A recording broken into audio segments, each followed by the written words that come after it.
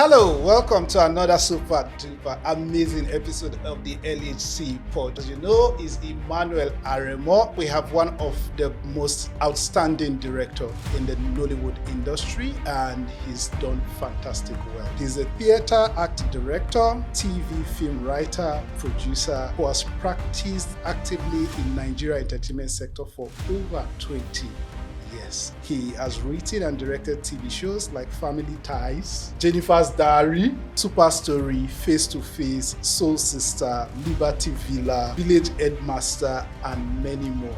Aside that, he's performed in stage plays, Hopes of the Living Dead, Beatification of Area Boys, Power of Lion, Mwokedi, and a host of others. Who are we talking about? We're talking about Tunde Olaoye. Please, everyone, put your hands together for me. I'm basically clapping for him. Tunde Olaoye is in the building today.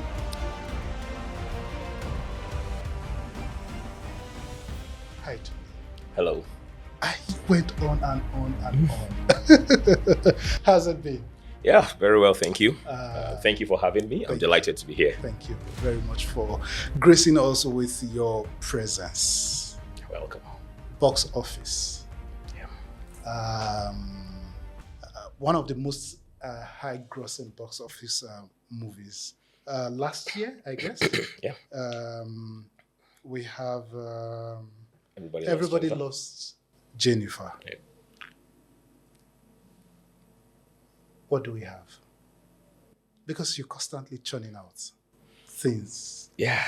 You know, breaking barriers, taking it one notch higher and all of that. What do we have in the offing?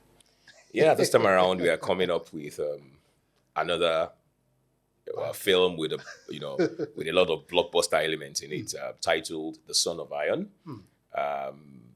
This story was written and produced at the time when a lot of Nigerians were producing films around historical wars, when that was what was reigning then, and I and some of my colleagues just came together to say we might need to just do something that is refreshingly different. That is not that your high octane,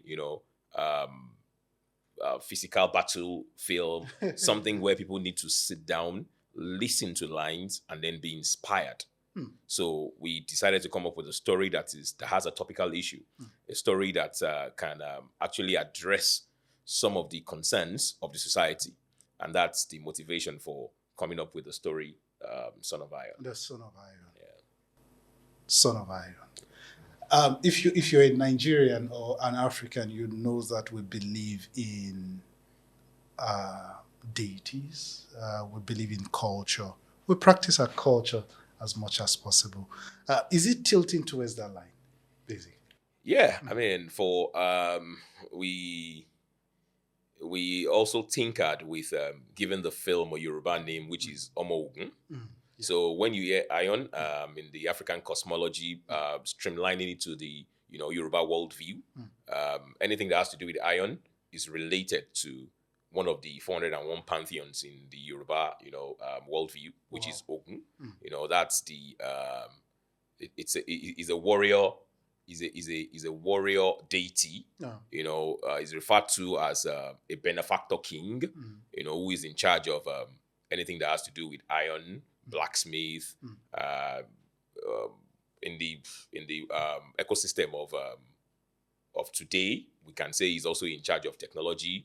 Of tech, yes. AI, and divination, and that's the dimension that we brought Ogun, in, because we try to look into the past, bring it into the present, and also project it into the future, because these deities are still worshipped even in our land, even in these days of technology. Yeah, sure. And some of the things that these deities were known for has evolved into newer things. The art of blacksmith has transformed into engineering, into tech, and into some other things. So the fact that there's a modern world does not mean that the impact or the essence of these deities are obliterated. So they still exist, but in the things that we use them for are now advanced. Wow. So essentially, the story is about every man finds clarity.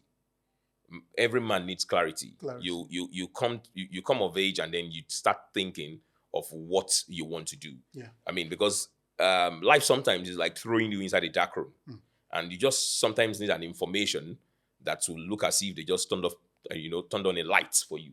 And when you see that light, it means there's clarity for you. Things become easier for you. This is So, deep. and clarity is one of the most problems of human beings. The reason why people are where they are is the level of their clarity. Whether if things are working for you, is because a light has been turned on and then you've seen the light. So things are working for you. But when you are still groping in darkness, it shows that you've not really seen this clarity yet. Where is this clarity? That is what the story is all about. So, and then the way we presented it, I'm not going to let the cat out of the bag. Yeah. I'm not going to tell you the story, but I'm going to be giving you some kind of subplots. I'm going to be giving you the philosophies, behind the story. So the story is telling you that your clarity is in your DNA. That is deep. Your clarity is in your DNA. What are the things that your forefathers succeeded in? What are the things that your great-grandfathers did and they succeeded in?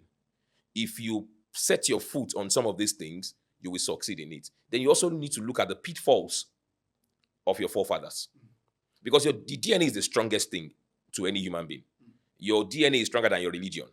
It's stronger than your education. It's stronger than, because it is ingrained in you. Nothing can change it. It is what, it is what transforms the genetic information to your development and to your functionality. So you can escape everything. You cannot escape your DNA.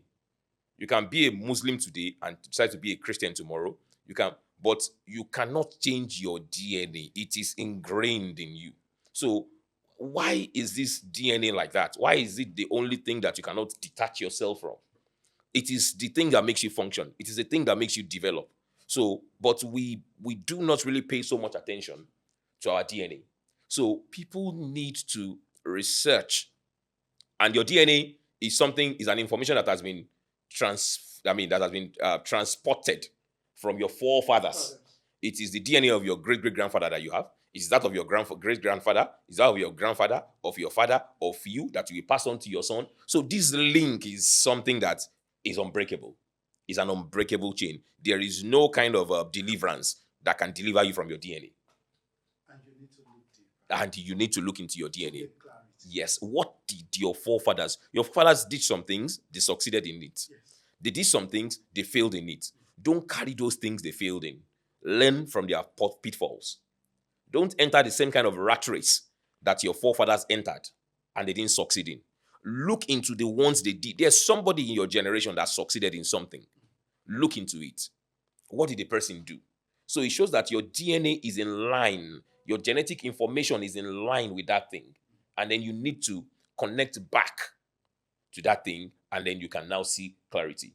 In the Yoruba worldview, for instance, in those days when they born a new a child, there's something they call akosejayi, which means they want to see. It's like telling the future of the child, so that the child will not waste time doing something that is not supposed to do.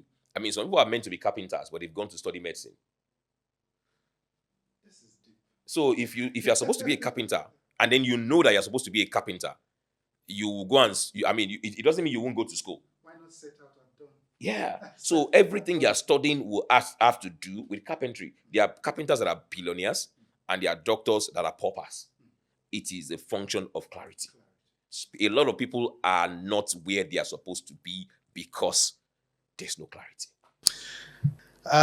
You'll go to the cinema. Beginning from November 14th. November 14th, and you would be able to get the true picture. And maybe ask yourself a few questions and get clarity on that. Moving on. I'd like to... Yeah, of course. Director. Physician. And when you look at the profile, crazy. Yeah, well, I would say that I've loved storytelling from childhood. I lived with my grandmother, my paternal grandmother, for a while. And my maternal grandmother was a community judge. She didn't go to school. I mean, they make it in local communities. There are some judges that are even on the payroll of the government that didn't go to school. They are not, but because they understand the customs and the histories of the environment, so they make them judges. So they judge based on customs. So they didn't go to law school, but since the law that guides those local communities are based on their own traditions, their own philosophies, and everything, so they look for a wise person, man or woman, in the environment. So that person is the judge in that environment. It is only the things that she cannot handle that goes to the police station or that goes to the customary court. And they seem to be very fair. Yeah. So my grandmother occupied that kind of position in the kind of community where she lived then. So her sitting room was like a court. They're always bringing in cases. Husband and wife fighting, tailors around fighting over customers. So as a child in my formative years, I was about between when I was like 3 and 5 that I lived with her, I always sat, beside her in her court.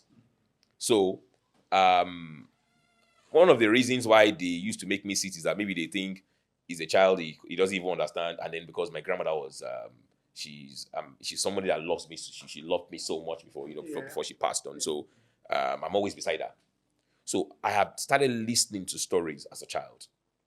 Stories, and these stories are not just stories; they are conflicts. Because I mean, before something can come to her, it has to be something versus something. So I've listened to stories of husband versus wife, one community, one street versus another street, one association, thrift collection. Those are some of the things they bring. A joy in those days, there were no banks, were not really common in those communities. They need to travel before they see banks. So you see somebody that has collected thrift, somebody not contributing our own version. You see market people coming, bringing in different cases to her. So a lot of stories have been in my head as a child in my formative years. So I'd always been somebody who want to tell stories, who want to use other people's experiences to teach other people a lesson. And then, of course, my grandmother's court was always like a cinema to me, because there's always a conflict and there's always a resolution. She prefers a solution to the problems. I say, okay, so I think you shouldn't have done this. So, and she's always trying to create a balance. And this has always inspired me as a child. And I feel, stories are one of the most important things in the world. And stories are probably, stories are the things that can actually change the world. When we look at the Bible, for instance, the biggest or the most profound sermons of Jesus Christ were stories. Sermon on the Mount, the parable of this, the parable of that. Those things didn't happen. It created them. If there was camera then, Jesus will shoot film and use those things to teach people. But the only form of storytelling then was oral storytelling, and then he did this narration to them. So it shows that we underestimate the power of stories. So I, from childhood, I have always wanted to be a storyteller because I believe that stories can change the world. We're all storytellers. We're telling another story. Absolutely. Right on set today. Yeah, so my next questions today would be, how do your early experience influence you going into directing? Because within the industry, some persons want to be in front of the cameras. Others just want to be behind the scene. Not known, except you mentioned the names and all. How are you able to find yourself in that situation and be very comfortable in that? Yeah, I'll say one. One of the people who are lucky to practice what they studied. I know it's very hard in Nigeria. I mean, eventually we just find ourselves in a place where, we develop passion for something that can make us survive, which is fine. Because survival is also important. You can't be too headstrong pursuing something that is not, giving you results. And then, it's part of the thing in the story. Yeah. Don't be too headstrong in pursuing something that is not giving you results. If there's no results there, look inward. So I studied performing arts in the University of Ilorin. I did a postgraduate course in cinematography. I just want to be a storyteller. I want to be a storyteller. At some point, I used to be a stage actor, even before I came into film and everything. But in those days in Nigeria, doing theater wasn't so lucrative. It was more of the passion and passion. And as we were getting older and, thinking that, oh, it's about time to go get married and all that, you need financial commitments are becoming bigger.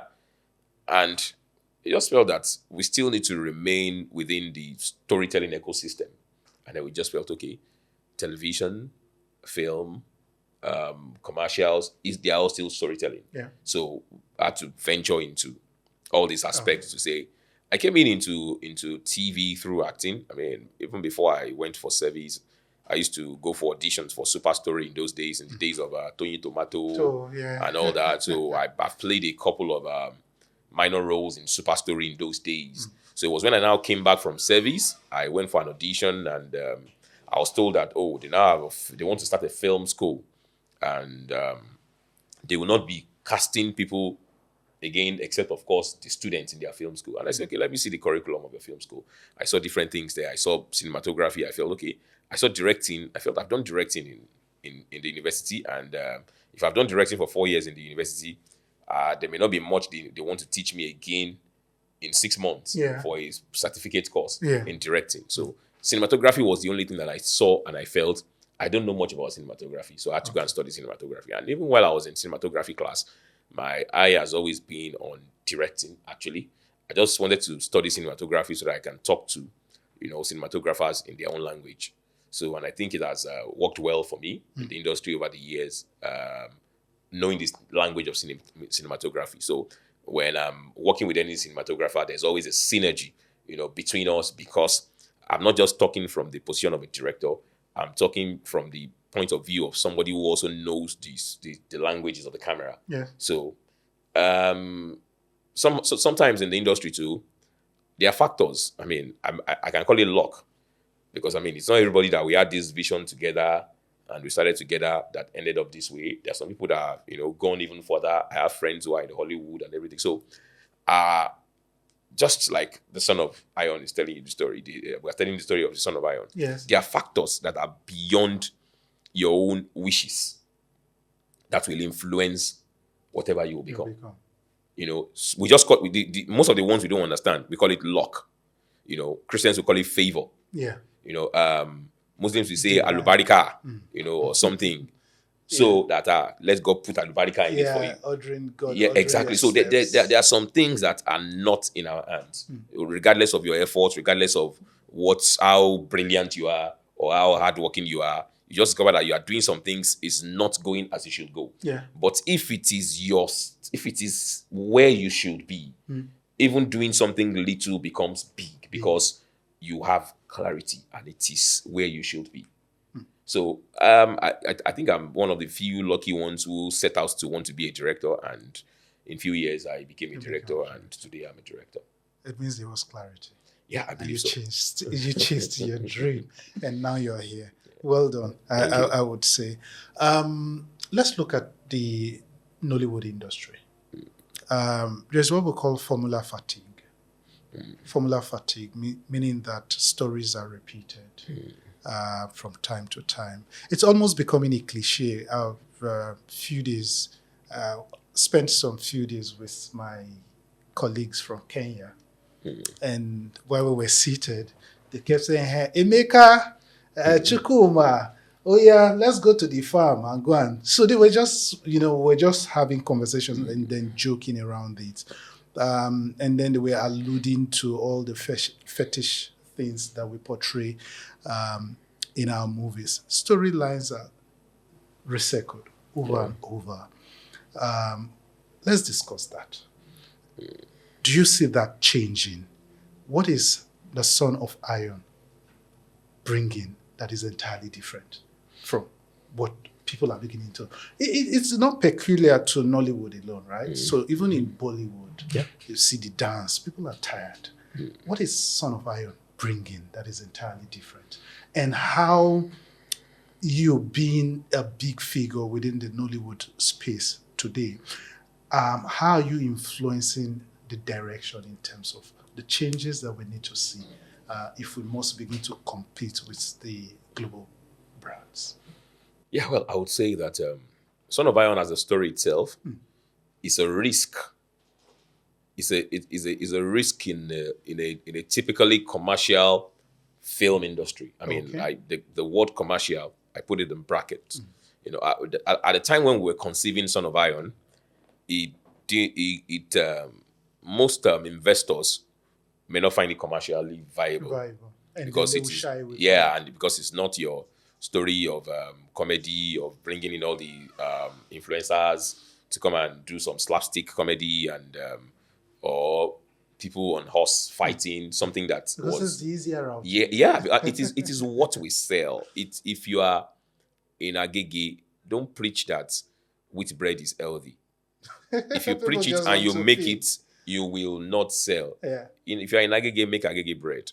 Forget the fact that Agege bread has bromates. Yeah. If you are a commercial person, you give people what they want. You know in your mind that, oh, wheat bread is more healthy. But if Agege people want Agege bread, why are you making wheat bread for them? You cannot impose wheat bread on Agege people. And they may not even be able to pay. Yeah, The exactly. cost. So as long as you open your bakery for commercial purposes, give them the bromate Agege bread for them to eat with ewa going. And then in your own house, go and be eating your wheat bread and be saying you are eating healthy. The people there are not, I mean, pardon me from Agege. I'm not saying you don't eat wheat bread or that you are not buoyant enough. I mean, No, but Agege is popular for Agege bread. Yeah, it's popular. That's part So of the culture. even outside Nigeria, we Yeah, see it's people buying Agege. We see labels of Agege bread in Yes, the UK. We say in Agege UK, bread Agege here, bread. you know, so like, so Agege is Agege to the world. it's now part of us. So so in commercial filmmaking, sometimes those people making some of those films that we say they are repeating and repeating, it's not as if they don't know. So the people that can resist the repetition and the monotony in Nollywood is the viewers. If they keep giving you the same kind of film and you keep watching it, and those kind of films keep getting views, a commercial filmmaker will not say, let me go and do something different. But they're basically just filling the vacuum. For instance, Yeah. you're basically just settling with what you know. Yeah, true. How do I put it? For example, if you give me a substandard product and you don't give me an option of choosing, Yeah, true. right? Maybe going for bigger quality, I would just basically sit and make do with what. Yeah, it's it's because it's not like okay. it's the easier route. Yeah. You are not. It is risky to introduce something new. You can introduce something new, like you are doing with Son of Iron. Yes. You can introduce something new, and then it becomes big, and everybody starts copying you too. Yes. You understand? But it is very risky. So, and most investors don't want to take that risk of introducing a new good actor. Because you want return. Yeah. And your investment So, I mean, are there are a lot of very good actors in Nigeria that are not known. So, I can make a film and decide not to use a star. But so it is that. So even for us, the team of Son of Iron comprises of me and some of my colleagues that we went to school together, and that's the reason why we could take that risk at the time we took it. Like, okay, let's tell a story that can create a change, that can make people connect to their past, not necessarily the kind of things that people already want. So that's the reason. Because if we had gone to the typical Nollywood investors for this movie, they might not even sanction our proposal, because they just be like, So the only thing we just did was that we needed to now spice Son of Iron up with the actors that they like, with some of the actors that they like. So that's the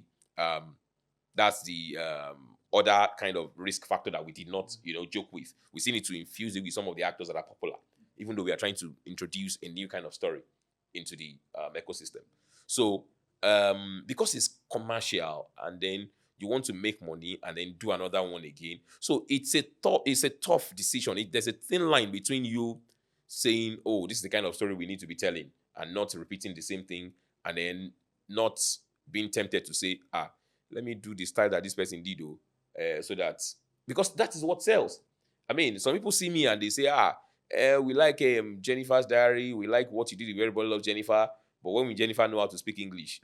With all our exposure since all these days, she still doesn't know how to speak English. I say, the day Jennifer knows how to speak English, that story has ended. So, I mean, you cannot blame the person churning out that story and making Jennifer not know how to speak English. The money is being made from Jennifer. In fact, a lot of people are now even copying it, and they are still, Mr. Bean did not talk. He only spoke in one film, and he was, so Charlie Chaplin did not talk. So these things are, sometimes this is the concern of people who are a bit intellectual, and then they are minority in every society. They are the ones who complain about monotony because of their own, you know, intellectual stance. They want to see something that can change. But when you have the majority not in that level, sometimes it's I mean, I've been there. Is my forte, so I know. Sometimes I make some films, I write some stories, and it pains me that it is me that is doing this thing. But I mean, yeah, absolutely. Because I mean, me and my colleagues that we came up with this, we we constantly have this kind of discussion. That your question about why are people doing the same thing? So, and then the producer, Babajide Ibrahim, one day just said, "Why are we always complaining? Let's do something." And because I mean, we saw that okay, we share the same philosophy about the art, about about film being a veritable tool to change the world and everything. I said, okay, so instead of complaining, let's take a risk. I mean, let's do it. Let's show people that there can be, and there have been films like that too in Nigeria. I mean, we had Chauro there, we had Agogwe and all those things. So those films are philosophical. They are not just entertainment. I mean, entertainment is good, but also while entertaining people, they still needs to. A film is like it's supposed to be like a sermon. It's supposed to be like a sermon. There must be a take home. You must go home and then it must trigger something in you. Like I said earlier, that when you are in a position and you don't know you are in darkness, if someone presses a button and the light comes on, you see a change. That's what a film should do to you. You should finish watching a film and then it looks as if they just turn on the light inside the darkness that you've been groping all these days. And this is the kind of story we want to tell with Son of Iron. We want you to see Son of Iron and then go back home and say, "Oh, no wonder. Oh, I need clarity. Let me start retracing my steps." So we had to take that risk because we were also tired of complaining, and they say, "Okay, let's do it. Let's make a film that." There's a common saying amongst us filmmakers in the industry. We say, "These are our viewers, eh? They just want to laugh. They don't want to think." So, and then some of us will be saying, "Let's make stories that will make them think." And the truth is that most of the films that sell most are films that make people laugh. Let's discuss over reliance on popular faces within the movie industry. Again, like I said, it's not peculiar to Nollywood. Even in Bollywood and some the Hollywoods, we see that you just see a star and you want to watch the film. But don't you think that these constantly using already known face kind of affects the quality that we churn out at the end of the day? Yeah, I would say that the monotony of actors' faces in Nollywood is a concern for me as a stakeholder in the industry too.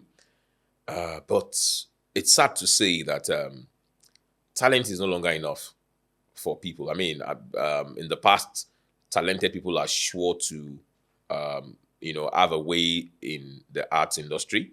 But right now, I think because talent abound, so talent is no longer enough. Actors must also work on their digital footprint. So you are talented, but people want to see the numbers that you can bring to them. A producer wants to say, okay, producers check the followers you have on Instagram, they check the followers you have on X, you have on Facebook before they cast you these days. I mean, it's sad to say, but it is what it is. The producer is bringing out money and then he wants to see how much of influence you can bring to the film. If you post the poster of the film on your page, if you have 16 million followers, for instance, it means that at least 8 million people can see it. So the producer will value you, that kind of person, more than the person who doesn't pay attention to the digital footprint. So we're in a digital world, and my advice would be that as an actor, you also need to work on your digital footprint for you to attract producers to call you. But having said that, also I think some of the things we did in Son of Iron is that we ensured that the casting is a potpourri of popular faces. And of course, upcoming ones, because there's no way we can't keep using these popular faces and they're not developing there's going to be a crisis if people are going to school to study drama, acting every day. So if we keep relying on the ones that are already in the industry, these ones will not develop, because the reason why these ones are popular is because some people took risk Yeah. To use them, and then we now say that, oh, Shola Shobali started one day. So somebody took risk on Shola Shobali, and that is the reason why she's where she is today. So we as film directors and producers also need to we need to start taking risk, on new actors. So what we can do is to make it a potpourri, mix them. So you already have the popular face that we sell your film, but we also need to scout for young talented faces that are not really known yet. But these young talented faces too must start working on their digital footprints. Yes. So if I understand clearly, I think what you're trying to say is, for me, I think it should be a symbiotic relationship where the producer is banking on the new actors and actresses to deliver. Whilst in the production, that can also help the digital footprint. For instance, I would say, this is just my own opinion, because if you don't use people, if you keep relying, because we're talking about quality, we're still going back to quality, because again, one of the reasons people have complained that, why is this person here? He's not even delivering on the character. So, because of digital footprint, yes, I have 1 million, I have 2 million followers. But am I interpreting the storyline in the way and manner it should be? The question is no. You're likely going to sell. You're selling at the expense of quality. How long is that sustainable? Won't the outside world look at us as jokers? Because at the end of the day, you can't even compete globally, right? So in my thinking would be that directors, producers need to take deliberate step by having is it a cesspool or having a pool of talents that they can groom. The reason why the popular faces that we have now are there today is because they were theater arts, they were training institute schools, the Albert Ogunde and the rest of them, did bring people together and trained them. And then these people, in turn, trained other persons. And because, yes, I have followers. And so, can you interpret your role?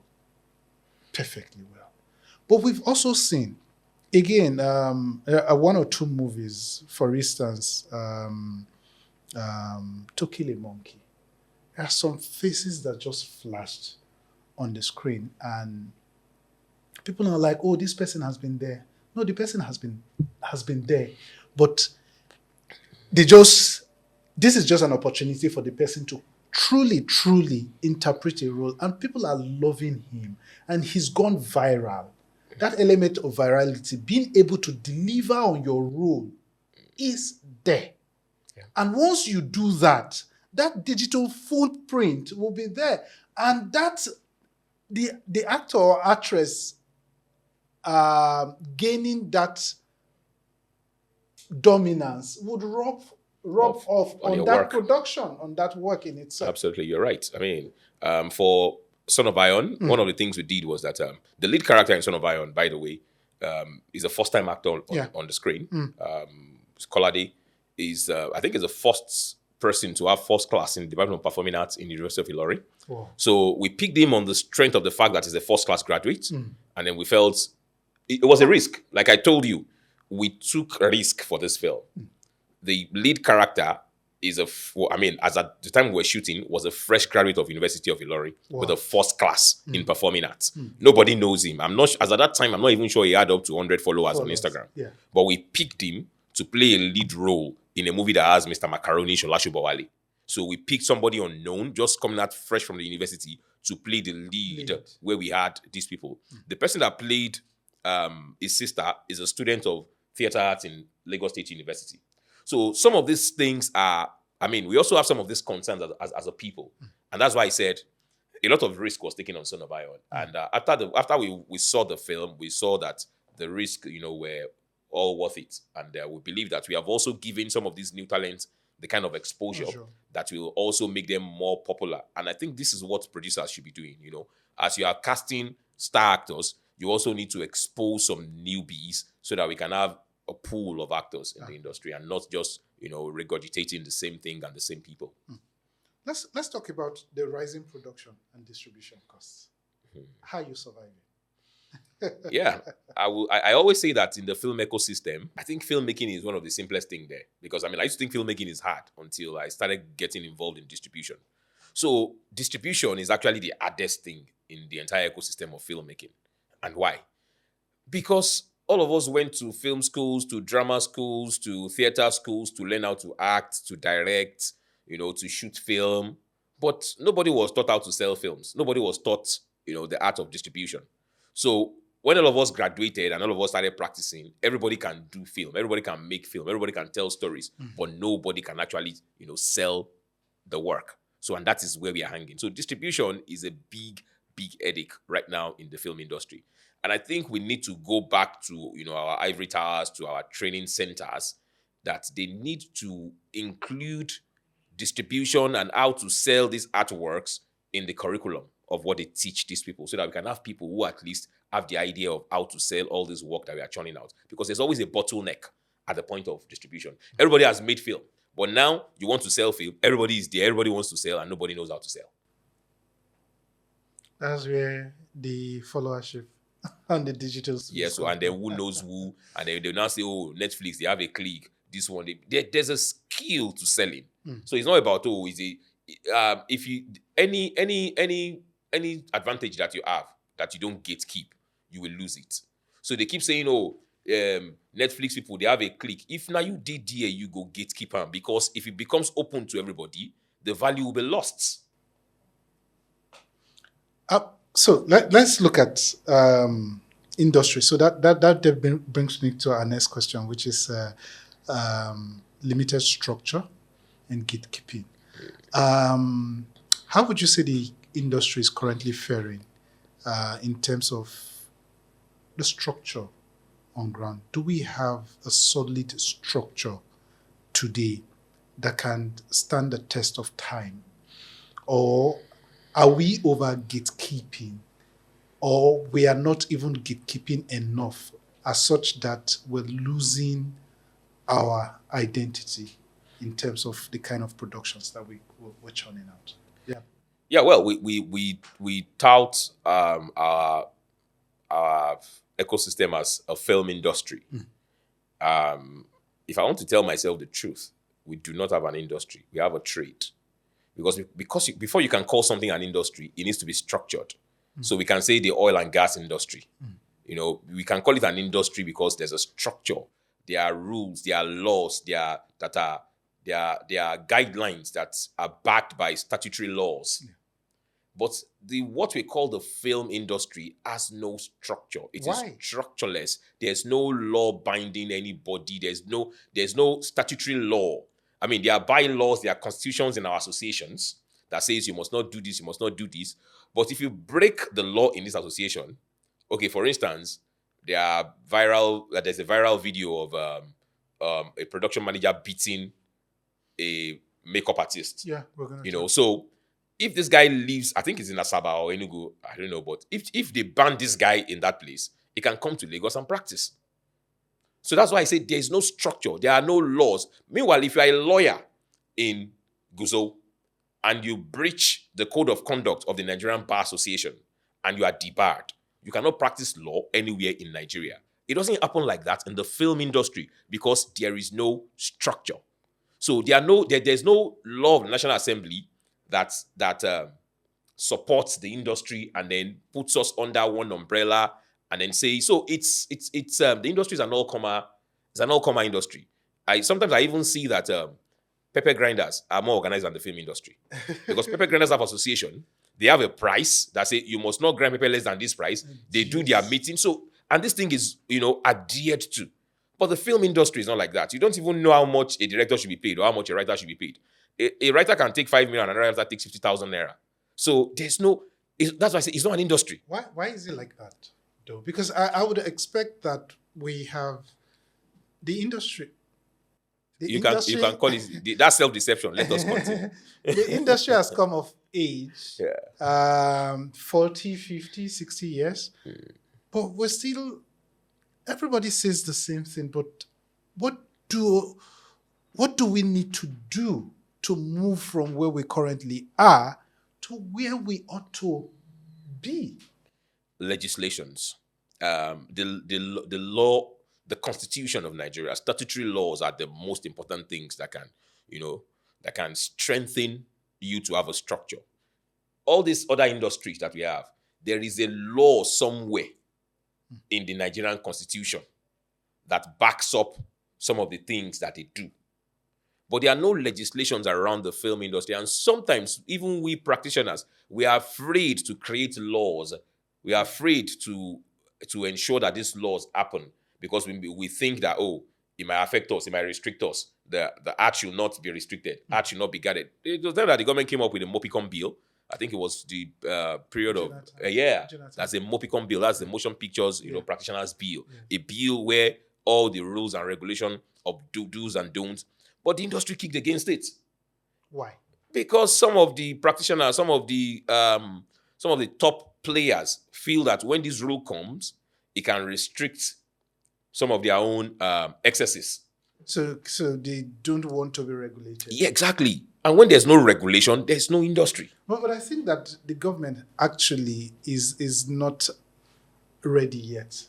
Because I do not think that the industry players should be at the forefront of deciding what the regulators should be doing. You cannot successfully implement policies without the buy-in of the stakeholders. So I think that is where the problem is. So let's look at the trending case that we currently have now out there, where a producer, whoever I think he is, beaten up. There's been so many scandals. Who is addressing this? Before you start a project, do they sign contracts? What is the role of the producer, the director, the actors? I've also heard where grade A actors, I would refer to them, don't even keep to call time. Some would come in, walk out of a production set when you're supposed to be filming. Is there a contract? If anyone breaches that contract, what is the redress procedure for that? Because we also need to have this conversation, and we cannot shy away from this conversation, because having this conversation will bring these issues to the front burner, that at the end of the day, people will begin to think like the bill. If we keep talking, you just mentioned this, that bill, I'm aware of that bill during the Jonathan administration. But till date, because these conversations are not being had, nobody is even talking or referring to that anymore. We're all concerned about fuel increase and electoral reform, but nobody is even, having this kind of conversation. Yeah, because it takes the stakeholders to talk about it, and if the stakeholders are not talking about it, nobody will talk about it. We are the stakeholders. Yeah, exactly. So let's discuss. it's like I said. We need to look into the fact that the industry is not organized, and for you to be organized, you need regulations. I think practitioners are afraid of regulations because regulations will mean, look at it used to be APCON, but it's not ARCON. Yeah, advertising practitioners. So they have rules. You can't just be a member just like that. You can't. They are write exams. Yeah, you need to write exams. You understand? You need to qualify. You need to be linked to somebody so that if there's a malpractice from you, there's somebody they can use to get you. There is even vetting. Yeah, exactly. Before you can't even go to them for an advert without being a member. I remember that I've shot some commercials that I needed to, bring in some members along so that they are stamps. Yeah. So that and without that stamp, that commercial cannot go on television or on radio. Yes. So you see the process. These are the kind of processes that I think my own people are running away from. No. So like, so does it mean that because before I do a film now, they will now say, okay, maybe periodically, maybe once in 4 years, you need to do an exam before you can be able to do this. So our people are running away from a lot of things. They are running because they feel, they are trying to gag the artist. Art is Expression. It's an expression. Anybody can wake up any day and say, okay, I'm an actor. Anybody can wake up any day and say I'm a director. So I think people are getting this particular thing. That's my opinion about it. I mean, when the Mopicon bill was on the front burner, I mean, I was on the side of the fact that we actually need a bill. Because it's a bill that will even ensure that we have every industry has grants now. So there will be something from the national budget that even comes to our industry because we have a bill. But we are running away from it. And the government is also not serious about it. Funnily enough, we even have practitioners who are lawmakers in various states and even at the National Assembly. Commissioners. Yeah. So, but you see, I'm sorry to say, they go members. there, they do what they will do, and then the industry doesn't even feel their impact. They don't even make any move to push anything for the industry, and then they come back to join us, and then we go on as usual. All right. So, do you think that with distribution platforms, OTT coming on board, piracy have been eliminated completely? Yeah, well, piracy is technology in a way has been able to reduce piracy. I doubt if piracy can be totally eliminated. People are now even streaming. Yeah, I mean, there are too many ways. We see some films that have not even been released in America, in Nigeria, through all these Telegram platforms, through some of these fraudulent websites. And then because of the cost of paying for platforms like Netflix in a month too, you see people having, there used to be one Niger something platform that shows even films on Netflix and on Prime. Because, somebody that has not eaten, is he the one that wants to pay for 7.5 to Netflix every month? So people have a reason to want to go the fraudulent way. So piracy may not be totally eliminated. They pirate Hollywood movies and they pirate Bollywood movies, but the filmmakers still make their money. So, I think we just need to have more of these distribution channels. We need to have community cinemas. The closest cinema to somebody living in Egbeda, for instance, might be like 30 minutes drive away. So although I know that already now they have cinemas in places like Ikorodu, Abule Egba, and so there needs to be cinemas everywhere. It is not every cinema that has to have AC and then you give them popcorn and Coke. There could be cinemas like viewing centers with plastic chairs and a fan, an aux fan. So if the viewing center thing worked that time for football, it can also work for cinema. And it used to be like that. We used to have Penn Cinema in Agege, Rasco Cinema in Oshogbo. These cinemas were not elite cinemas. They didn't used to be. We used to go there to watch Chinese films and Indian films, and there are benches. Sometimes their fan will not even work. But we'll take 1 naira, we'll take 50 kobo, we'll go and watch Chinese film that they are not even subtitling, and we'll still understand. So we used to have a cinema culture that we have lost because we turned the cinema thing into an elitist thing. We think cinemas have to be in malls where people have to wear fine dresses, take their iPhone to go and snap. The majority of Nigerians are not elite. They are not in this class. So we need to take films to these people, make it cheaper. How many people can afford to buy 10K film tickets? So when we take films to the communities and drop the prices, I think we can now attract the majority. All this little money, 1,000, 2,000, we can have them in multiple folds, and it will be much more than the 10K we are getting from the elites. All right. Okay. So we'll start winding down now gradually. But I have one or two tricky questions to ask. We just highlighted some of the abuses on set and everything. How do you think that we can begin to address? We've talked about the bill, regulations, and all of that. Pending when that would come to fruition or come to life, how do we avoid cases of abuses on set? Whether you are A-list, B-list, we're first humans, and we should be treated as equals. And you don't just come with all the pride and bragado just because you are a director, a producer, or whatever A-list artist, and then you talk down on the extras on set, up to the point of beating. That doesn't speak well of us as a people. I think we need to increase capacity development. We need to train people more Who and more. trains who? Because the barriers to entry is Yeah, almost near zero. that's it. So a drug addict can become an actor in Nigeria easily. It's just coming on set saying you can act, and then so there's no check at the entrance level. So if there's a check, the training doesn't mean that they want to teach you how to act. You need to know the history, the ethics, the history, the philosophy. So sometimes you can act naturally. Yeah. It doesn't automatically make you an actor. You need capacity development. They need to train you in the other aspects of that thing.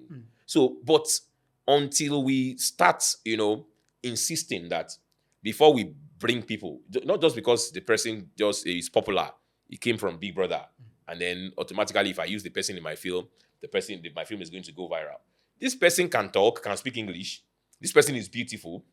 Is already popular, but the person does not know the philosophy of this profession, does not know the history of this profession. And then you brought the person in. And when the person misbehaves, you can't really blame the person too much because there's no form of training. Well, are there contracts?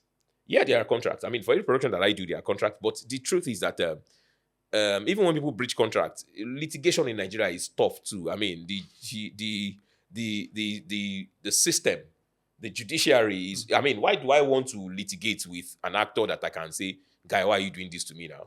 So that contract at last is just like a gentleman agreement. We can still manage some of these things beyond litigation. My production has a time frame. So why do I want to now litigate and then say because we're in court? We know how court is in Nigeria. I mean, they can even stop your production. The production will stop because there's a case and the guy has already done 10 scenes out of 15. So do I want to go and cast another person? So they'll just say that it's sub judice and so we should not talk about it and we should not act on it. So we do contract, but our contract is still more or less like a gentleman agreement because no producer or director really wants to go into full litigation. Our audience are evolving. Our storylines also evolving in the same direction. For instance, Gen Zs, we have a very youthful population. They want, they're shifting towards global and Pan-African content. That offers narrative and better production quality. Are we evolving in that line? Because if you need to constantly service this audience, then you need to look at what their demands are and then begin to curate your content towards them. Of course, I mean, the world is becoming smaller. The world is becoming a global village. The Gen Zers have the exposure of seeing the same thing that their mates in every other part of the world are seeing. So there's really nothing like, oh, it's a Nigerian content, let's manage it. In the 90s, I remember we didn't used to say any film was bad. Every film I saw in the 90s, I borrowed VHS from Video Club. We watch it because that's what we know. But now, these kids even consume foreign things more than the local things. So it's a challenge for creatives. It's a challenge for filmmakers to do something that is world class. So as you are making your film, as you're writing your script, you're not thinking Nigerian audience, you're thinking a global audience. Because I mean, your platform, YouTube, Netflix, everything is now global. It can be seen anywhere. So we are not thinking Nigeria alone. So the industry is evolving too. As the audience are evolving, the filmmakers too don't have a choice than to evolve. So are we losing or are we keeping our originality in storytelling? Is that what? Yeah, I would say, Son of Iron is a story that is very original to Africa. It's very relevant to Africans, but also it appeals to a global audience because, like I said, DNA. Even though we are using Ogun, but the main factor is the DNA. Is you retracing your step. And every human being in the world has a DNA. Every human being in the world has a family. Every human being in the world has a history that they can go back to. So everybody can retrace their steps by looking into the past and then comparing it with the present and then using it to project into their future. So Son of Iron is an original African story, but it has a global appeal. All right. Son of Iron has African original story, but it has a global appeal. Okay, I loved your shirt. I love your shirt. Maybe I should also have one. Oh, so thank that you. I can can look like a son of iron. Yeah. My producer is here, so I'm sure he can. Okay. He can. Thank you. Hear me clearly. I will never be a blacksmith, and none of my children will be. As you walk away, Kúnlé. Ọmọ ti gba ìtúsílẹ̀.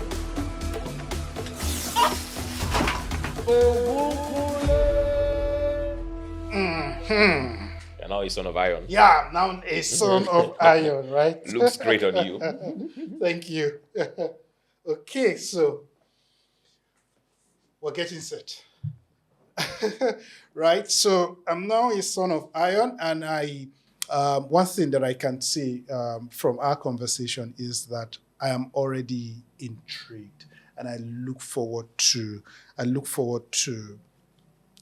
basically seeing the story, something entirely different. It's philosophical from all the explanations that you've shared with me, and I think that I hope that other producers and filmmakers will begin to toe this line, because it's one thing to make people laugh, it's another thing to begin to prick people's imagination to continue to think intellectually. And one thing with art that I love is that art solves problem. It basically interprets the world that we live in, and they prefer solutions. And there is so many things that we can move beyond the laughing. It is, what message are we driving? What brand, what image are we pushing out there? How are we rebranding ourselves as a people? People can say all sort of things about us, but our stories are basically our image making. And thank you very much to the producers, the team, and the cast. You're still going to talk about other casts, because you've mentioned a few names, but I do know that you have so many A-list artists. Yes, Tell me something about that. Yeah, we on board we have Shola Shubawale, we have Jide Kosoko, we have Ricardo Agbo, we have Mr. Macaroni, we have Jude Chukuka, we have I think my producer can help me. We have Bukola Aruba. Yeah, we have Fuhad Ferdinand. We have Biola Debayo, known as Biola Inyoka. We have Deborah Nugwa, that's the former AMVCA Best Actress. So we have Funky Malam. Yeah, Funky Malam. You know, so despite the fact that Son of Iron is actually philosophical, you see that we still infuse some comedians into it. Yeah, sure, definitely. So because some people think that, the audience just want to laugh, they don't want to think. But it's a lie. The audience wants to think if you give them a story to think. So while you are making that comedy for them, while creating that comedy story, you still need to infuse an important message that can make them think. Because, storytelling is what can change the world. When people think, when people go back home after watching a film, the world can change. Wow. It is on this note that we would be winding down. I want to say a big thank you. Sorry, before you wind out, I would just also like people to know that the premiere of the movie is coming up on the 14th of November at Jara Mall, the cinema, the Viva Cinema at Jara Mall on the 14th of November, 2025. That's the premiere. I will be there, live and direct. And it opens in the cinema same day. Everybody here would be there as well. Thank you so much. Thank you. Yeah. All right. So that's The Son of Iron. It's going to premiere, and the release date is the 14th of November 2025, right? So if you're watching, to our viewers out there, take the moment. If you're in Nigeria, I know that they might likely be having conversation on how to distribute outside of Nigeria. But if you're within, just go to the cinemas. Jara Mall is here. Just go there, watch the premiere, and then go to the cinema across the nationwide, and you can see the story. And I tell you, amazing people behind the scene working on this. From all of us in the studio, I want to say a big thank you for watching the conversation up to this point. Like we're never stopping here. The conversation continues on all our social channels and as well on our YouTube channel as well. Don't just go, drop a comment. What do you think about this conversation? do you think that the movie? Go watch the movie, come back and drop your review with us on our social channels. From all of us in the studio, I want to say a big thank you to you. See you next week. Bye for now.